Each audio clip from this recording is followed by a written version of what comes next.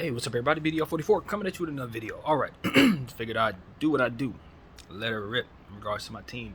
First of all, I want to send good energy to Malik Beasley. I understand now that there is something going on specific that might have some off the court stuff going on there that might be affecting his play. On top of the fact that fans have been getting on his case and all that good stuff. So just good energy his way. We're gonna back off of him entirely for the most part. We understand what the problem in regards to his playing time is. If we bring it up, we'll bring it up, but we ain't gonna pile it on. We just simply know that that's a big part of what's going on, and I think the one thing that'll help, Malik Beasley is winning, being a part of winning situations and not looking terrible out there when he's going through something. This is the time where he should be probably taking a leave of absence, or his minutes should be scaled back just naturally for what's necessary right now. One thing I've been kind of thinking about is the coach's starting lineup, because obviously that's what the talk of the town is, and I missed the beginning of that game. That was the absolute worst game to miss, the beginning of the game. Irony enough, I hadn't missed probably more than 3 first quarters this season, and I just so happened to miss most of that first quarter. So I didn't see all that stuff that everybody's talking about in regards to the starting lineup and how well it looked. But what I can say is there is something to be said for different strategies that you're trying for the first time and it not working, and then you going back to it a couple more times and maybe it works out. That's what I want to say about his entire removal of the starting lineup and an insertion of an entirely different lineup, hockey style as they've been calling it. It's bad because we've never done it, more than anything, and it's bad because you're not necessarily taking into account the complexities of the roster when you simply sub out one unit of 5 for another. What that means to me is it may not be as simple as being able to just pull out all 5 of those starters, because you're going to need one of those ball handlers on the floor. Like, for example, my second unit problem yesterday with the second unit, the problem that we had was it was first of all, it was small. When you're going to go with Dennis Schroeder and Malik Beasley, that right there tells you your backcourt is going to be at a significant disadvantage defensively. Now, Schroeder's a pretty good defensive player so long as the people around him can play a little defense. If not, then it's not gonna work out for you. Then you have Malik Beasley and Dennis Schroeder on the floor in another situation as to which you don't have really a playmaker down there. Excuse me. Malik Beasley is a fantastic shooter when he's hot, but of course we know he's not right now. And Dennis Schroeder is a fantastic guy that drives to the rim, but he's not efficient, and he's going to turn the ball over if you ask him to be a playmaker. He can make assists happen for himself. He'll get you a lot of assists some of the times, but he's also going to turn the ball over trying to be Chris Paul or something. You just don't want it. You would much rather LeBron or D'Lo or Austin be on the floor, and that's what I'm saying to you. If we do it like that with that starting lineup, you don't have any real point guard on the floor in that second unit. So not only did you not have any real playmaker in the second unit, but that unit had holes in it defensively on top of that, because of the size, and of course because of the just the sheer nature of not having LeBron and AD, either one of them on the floor, or Austin on the floor. We're significantly less offensively talented when we do that. You got Rui Hachimura down there, but he needs to be set up by somebody in order to get the ball off and get the scoring that you want him to have. He's a setup man. He's not creating a shot for himself. Moving along to like Troy Brown. Troy Brown is a guy whose confidence is all over the place. You can't count on him really at all. If he happens to play well, great. If he happens to play poorly, that's what it is, because it's just he's wildly inconsistent, and it's like you opening up. You guys remember the Cracker Jack boxes where you open it up and you don't really know what's at the bottom of it, but chances are it's a stamp or something, translucent type of picture. That's what it is. You never know what you're gonna get out of him. You don't know. He's like opening up a Cracker Jack box. What's in there? Who knows? We know for sure that you're gonna have your popcorn, but whatever little toys down there, who knows, bro? Who knows? There might even be one down there. So that's what it is with Troy Brown. I just never know what I'm gonna get from him because of that. I can't count on him. But what I can count on is his length and his ability to keep up with guys defensively. And since we don't want to play Max Christie, he's probably our best wing defender, not named Vanderbilt. So in that situation, you kind of like him in the starting lineup just to keep that length on the floor to help you. be as tall as a lot of teams are going to need you to be trying to defend against them. And then Wenyen Gabriel also needs somebody to set him up. So you got a situation where Dennis Schroeder is the guy on the floor who you're asking to be the point guard, and you know that doesn't work well for him because he's somebody who probably needs to be on the floor with a playmaker too. So they can get him to, catch him in positions for him to slash. You see what I mean? He wants to catch the ball and then put it on the floor and get to the rim. He wants to catch the ball, maybe shoot a couple threes depending on how his rhythm's feeling, put the ball on the floor, pull up from mid-range, put the ball on the floor either way. He's trying to catch and then go. How can he catch if he's the one setting everybody up? So this is a situation where you're looking at Malik Beasley, say, okay, can you make plays? No. Troy Brown, can you make plays? No. Rui, are you making plays? No. Wenyen, are you making plays? No. And there you have it. There you have it. And on top of that, as I said, defensive issues. Wenyen Gabriel's really nice in on defense for us playing center. Even when he's asked to go up against people who are bigger and better than him, he still holds his own. Usually, it doesn't amount to as much because we don't have someone playing weak side next to him. And Rui Hachimura is the person we're asking to do that. I tell you, that's not his best attribute. And then you got Troy Brown next to him. That's cool defensively. I probably want Troy there if you're going to do that with those three. But then the next two are going to be, two short guys that are not going to be able to defend. I mean, it's just a bad second unit. It's not really about whether or not he can sub 4 guys and a half or whatever it is, 4 guys in, 4 guys out. It's who. You can do that. Just make sure you're putting a unit on the floor that can play with one another on paper. Let alone the fact that they hadn't played together at all. But even if you had been running this all season, that's not a good unit. This is not a good unit at all. So this is the problem with him, Coach Cam, and his rotations is just they don't really amount to a whole lot of good out there. It's like he's trying to figure out what he wants in certain areas, but he doesn't know what to forego, sort of. It's like, maybe he's giving up on the wrong stuff in terms of punting defense in certain lineups when the team's best attribute is defense. It's just very strange stuff, man. Very strange stuff that doesn't amount to much of anything, really. And the team has to go out there and overcome it. That's what I see. So, if he wants to continue to sub hockey style, there's pros and cons to it as far as I can tell. I would have to see it consistently to know if you could do it everywhere. If the lineups make sense. And see, that's the thing. If you started this all season long and you did it like that all year long and you had more than 1 second unit rotation that you went to, see, that's another thing. The bench. Nah, man, I got like 8 different combinations of players that I'm going to bring off that bench if I'm in control of this. It ain't no the bench. The second unit has about 9-10 combinations.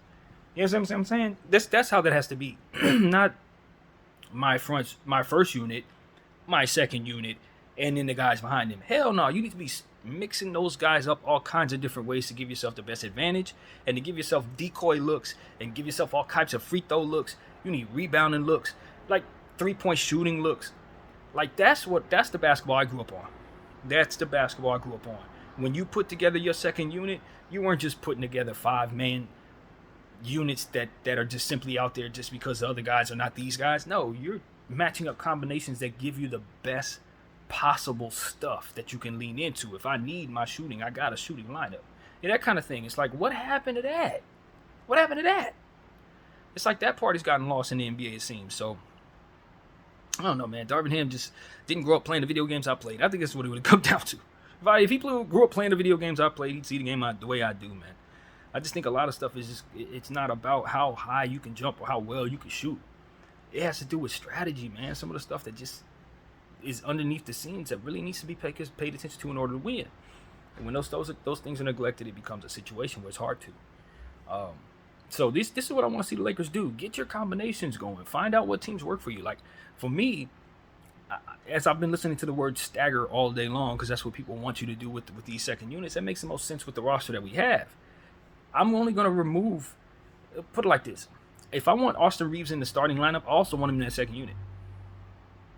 Now, maybe halfway through that second unit, I might sit him down and bring in D'Lo in his stead.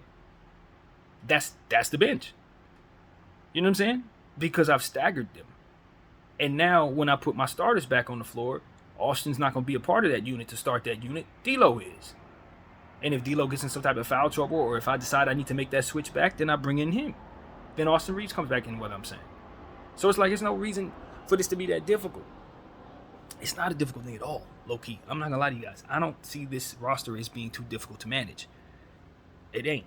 It's very simple, actually. You just gotta move people to the 3. I've said it 1.5 million times. The easiest thing for Darvin to do is accept the fact that LeBron James and Rui Hachimura are small forwards on this roster. Once he gets that in his head, he can still play them at the 4, but he needs to understand that there are 3s on this roster. Once he sees that, then his roster starts to manifest. It'll be easier to slot people all up and down this roster, because that's where he's having trouble. Is how can I make sure that I have Vanderbilt, AD, Bron, Winion, and Rui Hachimura in regular rotation? Well, the answer is you move Bron and Rui to the 3. The end. The end. Now you never have to be without anybody on the floor. And the only person you're going to end up pushing further down the depth chart is going to be Malik Beasley, Troy Brown, and likely those are the guys that are probably going to have to lose some minutes. Lottie's already lost minutes. Winion's still going to be at the 5. Vanderbilt's still going to be staggered in and out of those lineups no matter what. Bron is still going to get his minutes. We're going to definitely put him all up and down that roster. That's another thing. I put Bron at the 3. I put Bron at the 2. Put Bron at the 1. Put Bron at the 4. I'm never going to have problems keeping LeBron on the floor because he's going to play every damn position. All of them. Except for the 5. So it's like he ain't going to be a problem. It's not going to be an issue for BDF for how do I find minutes for other 4s. It ain't going to be a problem. When I got LeBron James on my team, that dude's playing every position. Everybody going to get a chance to play. Believe me. It ain't going to be no issues. And Dennis Schroeder's minutes will probably be cut into as well, just simply because I won't be able to slot him in and play D'Angelo Russell the minutes that I know I need to play him if I'm if I'm staggering all these other guys, and I'm going to be incorporating Max Christie into the situation because I know he's a better defender than most guys we're using. And I've been saying that enough, so you guys probably don't want to hear that from me. But it is what it is, man. I'm not gonna have the trouble with this roster in regards to Malik Beasley. Malik Beasley won't be seen. He won't be seen unless I need his attributes, which I don't think I ever will. I'm just going to be honest with you guys. I'll never need it. I can get those 3s elsewhere. I really can. Austin Reeves is shooting the ball well enough.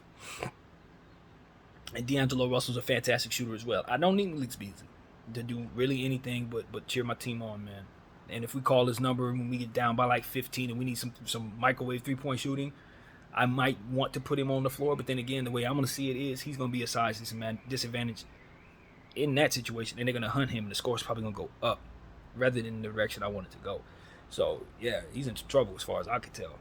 It ain't no room. It ain't no room. And if he continued to play like he had been playing, hitting 6 threes a night, 8 threes a night, then of course we ain't never removing him from the lineup. Everybody got to sit down.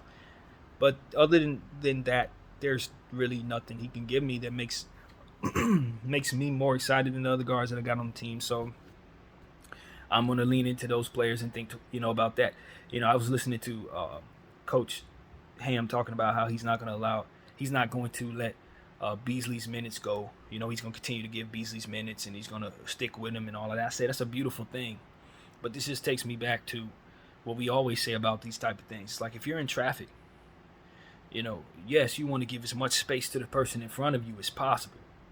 But you don't want to be inconsiderate to the people behind you. You know what I mean? You do want to keep a decent speed so that you can be in the flow of traffic. You don't want to leave like 8 miles in front of, between you and the other car in front of you and holding up traffic for 8 miles behind you. Like, that's what I'm saying in regards to Darvin. It's like he only cares about what's in front of him. It's like, I believe in Malik Beasley. Yeah, but it's like 3 other guys you don't believe in, and they're sitting there like, when are we going to be believed in?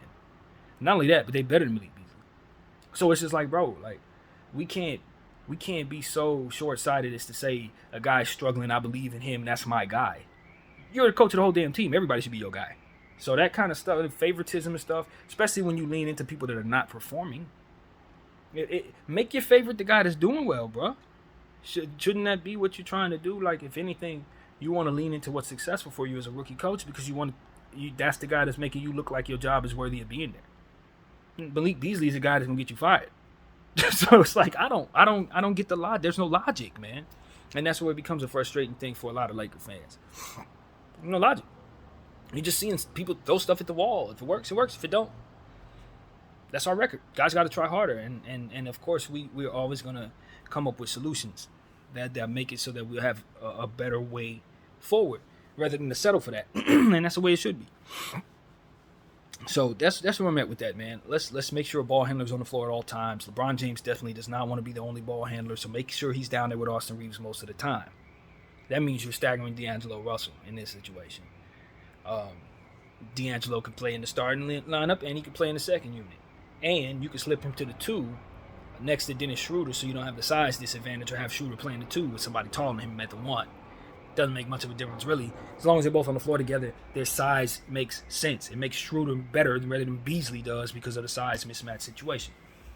So that just makes more sense. And it was probably meant for it to be done that way. And D'Lo can easily play the two. When he was drafted, he was a natural 2 and 1 equally. And so, given the fact that he shoots the ball off the catch and shoot better than anybody, and on our team, and he's fantastic off the bounce. I mean, he's the guy that you probably want to keep in both units. He's the guy. So that's what it comes down to for me, and it makes the most sense to put him in those positions because he's more of a natural one than Austin Reeves is. So it all makes sense. It all makes sense. So yeah, that's what I want to say, man. This roster is not nearly as difficult to use as it looks down there for our coaching staff, man. It ain't that hard. We just got to put people in their positions that make sense for us and then use them to their strengths. Rui Hachimura is a player that's very easy to use. You match him up against people he's bigger than, man. That's it. Anytime you see a situation where they put us 2 small 4 on the floor or a 2 small 3 on the floor, that's when you put Rui Hachimura on the floor and let him go to work. That's how you do it. Make sure he's 30 pounds heavier than the person he's going up against. And that way, he can shoot over him, put his body on him, force him into fouling. Rui Hachimura have 10 points in a matter of 4 minutes. You do that. He's gonna score. He's gonna run the score up easy. It's not gonna be hard at all. Utilize his mid-range jumping attack. Let him get his confidence with that mid-range jumping attack. Let the team get used to seeing him attack and what it looks like when he does, so they know how to rebound his shots and things of that nature. He's a weapon, man. We're leaving so much production on the floor by not playing him because we want to lean into Malik.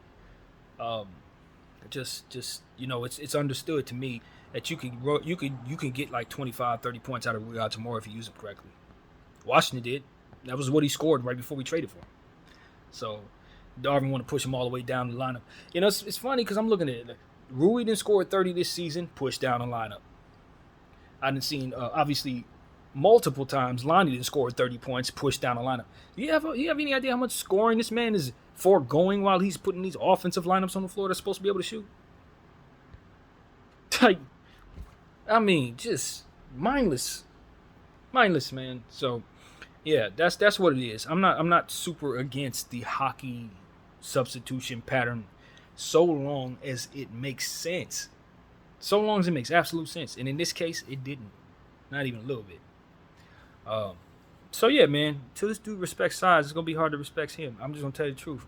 We're gonna continue to see him as not so bright of a coach until we start seeing some acknowledgement to size around here, man. There's nothing, absolutely nothing more conducive to this team winning than using that size advantage that it has with Anthony Davis and all these other dudes that are big, including LeBron James with super long arms. We gotta utilize that stuff, man. Sitting out here with Malik Beasley, his arms long as mine. What are we doing? Type stuff. It's like, come on. So, needless to say, this game against the Minnesota Timberwolves is huge. They're coming off a loss. They did get their butts whooped yesterday. I don't remember who they played. I think it was the Suns. It was KD's debut, and he got them. But they had won like 4 straight before that on the road. They slid through their road trip. So, this is them basically coming back home. And, they're ready for a Laker team. They know they have to win this game just as much as we do. The same spot we are in. And they definitely do not want to fall. They just got called back and all of that. So, Anthony Edwards is back from his ankle roll. Conley's playing well. All these guys are playing well. Jalen Noel, Naz Reid, Torian Prince, Jaden McDaniels. They got a whole team full of people who are all very confident right now. And, it's gonna be a tough go for the Los Angeles Lakers trying to win that game in their house under these circumstances. But we do have to pay attention to a guy like Naz Reid. If he's shooting a 3-ball, we're in some trouble. He didn't raked off a couple of them against us in the previous matchup against this Timberwolves team. We didn't show up like we should have. Took them lightly and they kicked our butts. So I'm just curious to see what the Lakers are going to do, man. Are they going to continue to run these plays in the way that they did? These not staggering the rotations and trying to do the hockey sub thing? And if so, uh, will it be something that he starts to do from here on out? Because that's the only way it makes any sense to me. You can't just do it once. That has to be something teams get used to. Because I do see the fruit in keeping such a powerful starting lineup. But if it's going to make your bench trash, that doesn't work. You know, there was a reason why Manu Ginobili came off the bench for the Spurs for so long, and it wasn't because anybody thought less of him. It was because the team would not have had much of a bench if they didn't do it. And so that's what it is. If we're going to move somebody like Austin or D'Lo to the bench, it ain't going to be for any other reason. Then we can't have situations like last night and expect to win these games. It is, if this coach can't come up with a better second unit, this is going to be something that's going to be a problem for us. So rather than to ask him to come up with a better second unit, I just think we probably should take one of those wonderful players in that starting lineup that we love so very much and send them to the bench just like we had in the first place so that we have more of a balanced attack so that things don't look so damn bad. Because at the end of the day, the last thing you want is to have your starting lineup get you a 17-point lead for your second unit to give it back consistently. And then your starting lineup has to come back in and fight hard, and then they have to come back and take a breather and watch that squandered again. I mean, if that's what Darvin's going to do with this team, we're going to have a hard time winning the games we need to win to close out the season. This is not going to work. So, needless to say, all of Laker Nation wants that to be something that he considers as he's making these changes. Stagger them, dude. Stagger them. And that's what everybody's telling you. So, that's what it is, man. I think the Lakers are in a very, very interesting position. Obviously, we're at 8th place right now.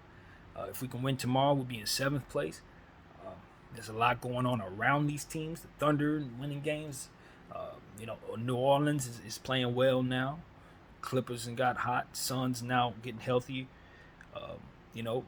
Memphis and stuff like that. There's a lot of stuff going on in the NBA that we need to be very, very, very attentive of. Also, some of the teams that used to tank aren't tanking anymore. Some of the teams that weren't tanking have begun to tank. So you got to know who those teams are when considering who is left to play for all of these different opponents that we have. And you see Portland on the list. It's a tank team. Should adjust our mindset. You see the Rockets on the list. They ain't tanking no more. Got to adjust your mindset. So these type of things that matter a lot. The new tank teams like or Utah, for example. You don't know what Utah is going to do. You have no idea what Utah is going to do. Maybe they decide to win, maybe they decide to lose, but they're not bowing out, so you still got to play them twice, LA. So these are the type of things I'm paying attention to. Let's keep our eye on the ball. A team like Sacramento, right now, whoever runs into them is probably going to run into a team that's not really moving too much. Yeah, they can move up a little bit, but not really down based on the games that are left. So to me, that might be considered a team that you're more likely to get a victory against because they're probably going to start resting people. Not a tanking team, but a little less pressing because they don't have as much to play for right now and a whole lot to rest about right now. So if you're assessing who's left, who got to play who, and you see that team there, maybe the team that's facing them gets the victory. So these type of things you got to really take into account while we're saying who has the easiest schedule left, who has the hardest schedule left. These teams aren't the same. They're not who they were just 3 weeks ago based on what they're looking at now. And based on guys coming back healthy and things of that nature in some of these situations. So adjust your thinking, NBA fans. Adjust your thinking as it pertains to who is playing who and how you should view those teams down the stretch. Because even the good teams, they take their foot off the gas if they ain't got nothing to play for to remain healthy. So that's something to think about for some of them. And some of them won't. Some of them will keep their players down there and just play the season all the way out for record goals or trying to get that second seed as opposed to the third or whatever. So you just don't know. But we got to keep our eyes open as it pertains to don't just assume that just because a team's playing San Antonio that they're going to win. San Antonio's trying to win. So things to think about. So yeah, that's what I got to say, man. That is really my thought. I'm definitely excited. Salute to Kobe Minute, of course. Excited about tomorrow's game. I'll be doing homework on the Timberwolves. I already know they played the Warriors. I already know they played several teams. Memphis. I think they played Sacramento as well. So, we'll keep our eyes open for that team and we'll be ready for them, man. Hopefully our Lakers can do us the biggest miracle of a favor and sign a center today. sign a center today and have him in Minnesota by tomorrow. And I think it'll go a very long way in making sure that we can get the game necessary, which it very much is. The biggest game of the entire season thus far against the Minnesota Timberwolves that has very much everything in the balance. Playoff implications, seeding implications, bragging rights, all of it. It's all on the line tomorrow in Minnesota. So, yeah, that's what I got to say for now. Of course, there's a chance I might turn back on the camera and give you more content because that's just how my brain works. But for now, I'm signing out. BDF44. I thank you all for watching. I'm out.